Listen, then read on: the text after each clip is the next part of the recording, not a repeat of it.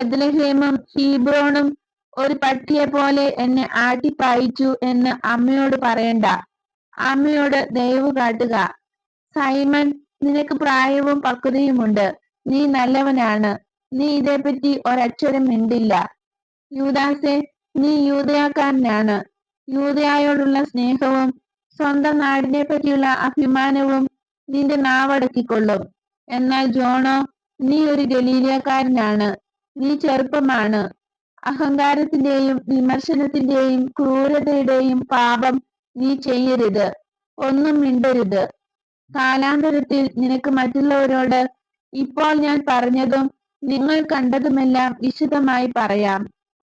ഇപ്പോൾ തന്നെ മിശിഹായെപ്പറ്റി പറയാൻ ധാരാളമുണ്ട്.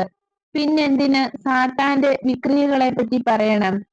സുഹൃത്തുക്കളെ, നിങ്ങൾ ഞാൻ ആവശ്യപ്പെട്ടതുപോലെ ചെയ്യുമല്ലോ.